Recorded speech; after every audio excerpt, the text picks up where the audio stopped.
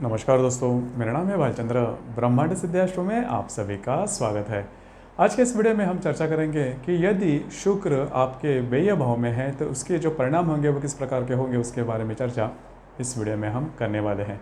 इसके जो पहले वीडियो थे उसमें हमने चर्चा की थी कि शुक्र अगर हर एक भाव में मतलब प्रथम स्थान से लेकर 11वें स्थान तक मतलब लाभ स्थान में हो तो उसके जो परिणाम होंगे वो किस प्रकार के होंगे, उसके संदर्भ में स्वतंत्र वीडियो हमने अपलोड किए हैं, आप वो ज़रूर देखिए। इस वीडियो में हम देखेंगे कि शुक्र 12वें भाव में या फिर इसे व्यय भाव भी कहा जाता है, अगर उसमें शुक्र है तो उसके जो परिणाम होंगे वो किस प्रकार के होंगे। सबसे पहले हम ये देखेंगे, आप यहाँ पर कुंडली देख रहे हो, कुंडली का नक्शा देख रहे हो, तो यहाँ पर करीबन 12 ये खाने हैं जिसे भाव भी कहा जाता है या फिर घर भी कहा जाता है। तो ये जो भाव है या फिर घर है वो किस प्रकार से गिने जाते हैं या फिर इसमें पहला घर कौन सा होता है।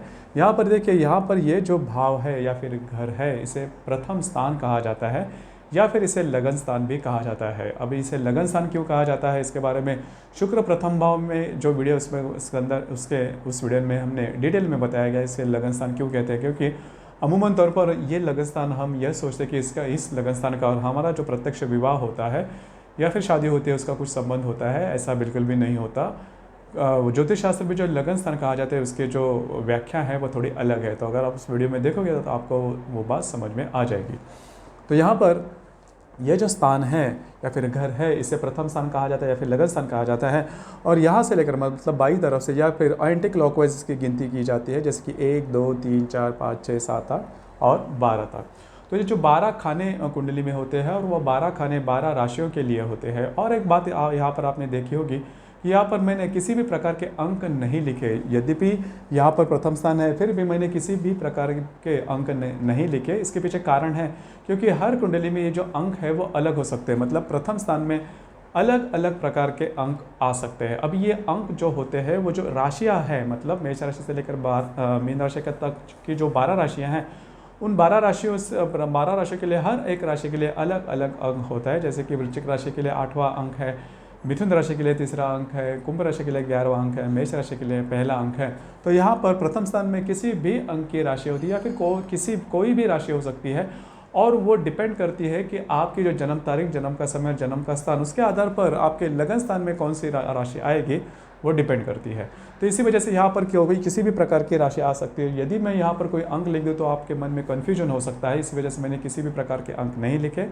लेकिन जो स्थान हम गिनते हैं उसकी जो गिनती होती है वो हमेशा फिक्स होती है, मतलब यही प्रथम स्थान होता है या फिर लगन स्थान होता है और यही से गिनती की जाती है। तो जैसे आप देख सकते हो यहाँ पर कि 12वें स्थान में शुक्र है और स्थान के लिए किसी भी प्रकार के आंकड़े नहीं लिखे जाते, तो वो फिक्स होने के कारण उसके आंकड़े नहीं लिखे जाते। आपको देख भर से ही पता लगना चाहिए कि कौन से स्थान पर कौन सा ग्रह है। और यहाँ पर मैंने बाकी ग्रह भी नहीं लिखे क्योंकि हम शुक्र के बारे में ही चर्चा कर रहे हैं, इसी वजह से मैंने शुक्र ग्रह के बारे में लिखा है।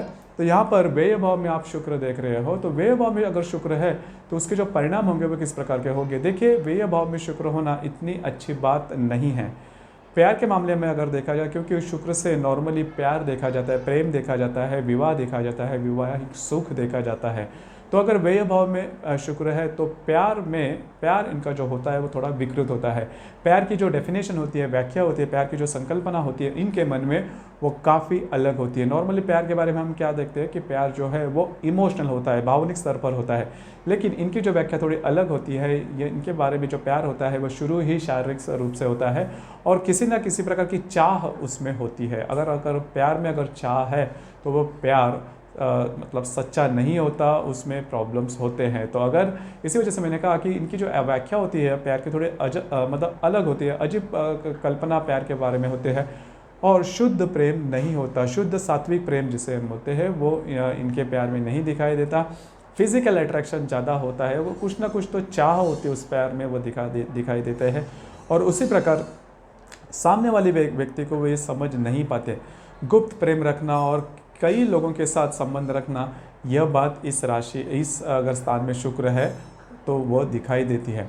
अगर इस स्थान में शुक्र के साथ मंगल हर्षल है तो अनैतिक आचरण कंपलसरी दिखता है। मतलब इस स्थान में अगर शुक्र के साथ मंगल और हर्षल है तो अनैतिक आचरण दिखता है और उनके वो नेचर में ही होता है, स्वभाव में ही होता है।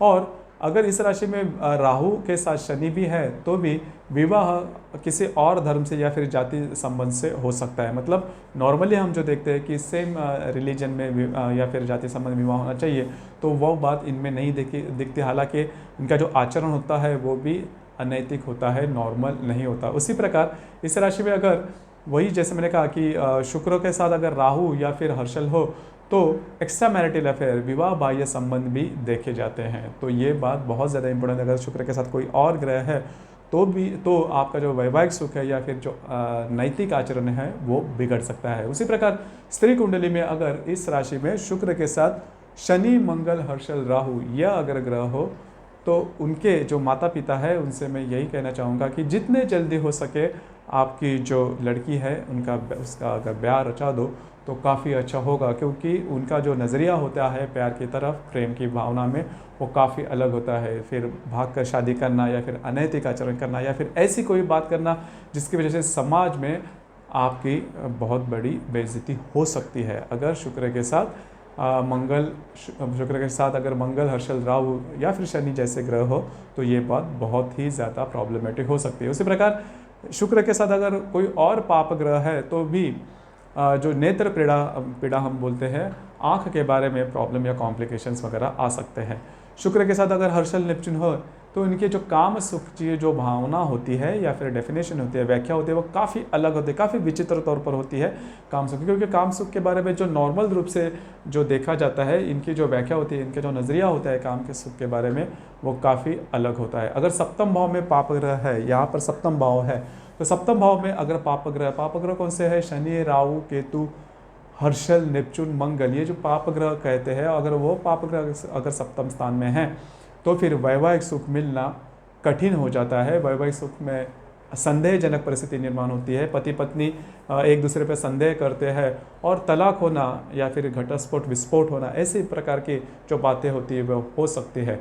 अगर यहाँ पर अकेला अगर शुक्र है और वह स्व राशि में है, अगर शुक्र की 2 राशियाँ है स्व राशि, जैसे कि वृश्चिक तुला राशि है और वृषभ राशि है, ये दोनों राशियाँ है, मतलब वृषभ और तुला ये दोनों राशियाँ जो है वो शुक्र की अपनी राशि है। तो वहाँ पर मतलब इस स्थान पर अगर वृषभ या तुला राशि में अगर शुक्र है तो वो अच्छा हो सकता है, लेकिन बहुत बड़ी मायने में अगर देखा जाए तो अच्छा नहीं होता। लेकिन अभी जो भी मैंने इसके नेगेटिव एस्पेक्ट के, वैसे उस प्रकार के परिणाम आपको नहीं मिलेंगे। लेकिन इससे अलग अगर कोई राशि के हो और ये जो मैंने पाप ग्रह या फिर अशुभ ग्रह है वो अगर साथ में हो तो उसके भयंकर परिणाम मिल सकते हैं। उनके आचरण पर, उसके प्रेम में, उनके प्रेम की व्याख्या जो भी है वो बदलती है, या फिर उनके जो वैवाहिक सुख है उसमें भी कई अलग प्रकार के प्रॉब्लम या कॉम्प्लिकेशंस उभर कर सामने आ सकते हैं। तो दोस्तों ये था शुक्र अगर व्यय भाव में है तो उसके मिलने वाले परिणाम।